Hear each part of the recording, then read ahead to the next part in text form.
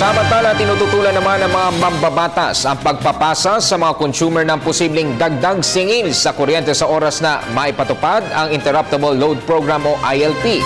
Nagbabalik si Jade Miguel. Di dapat saluhin ng consumers ang maaaring dagdag singil sa kuryente sa oras na maipatupad na ang Interruptible Load Program o ILP. Yan ay ayon kay dating Bayan Muna Representative at Power Convener Ted Dicasino matapos ang bicameral committee hearing na ginanap sa isang hotel sa Pasay.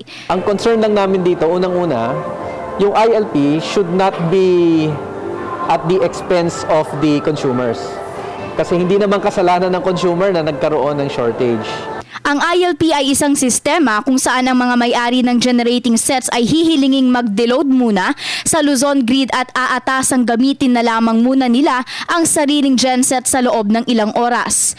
I-reimburse naman ng gobyerno ang magagastos ng mga kumpanyang gagawa nito bilang kapalit ng kanilang paggamit sa sariling gensets. Ang ikinakabahala ni Casino ay kung ang mga consumers ba ang kakarga ng naturang additional cost. So far as kami sa Power, yung issue ng sino ang kakarga ng additional cost ng ILP has yet to be settled. No?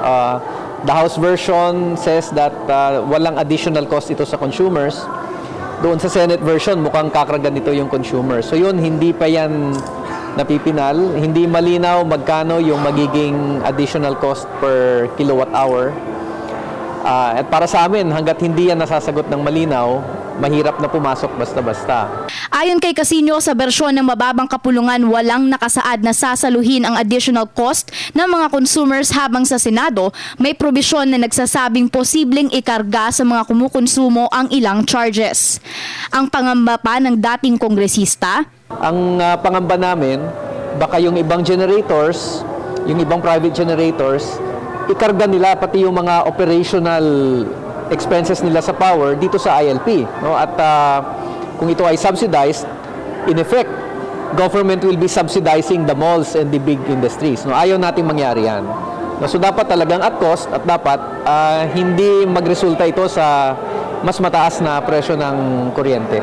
samantala sa oras na i-implement ang ILP ay nakasisiguro naman anya na hindi isususpinde ang Clean Air Act.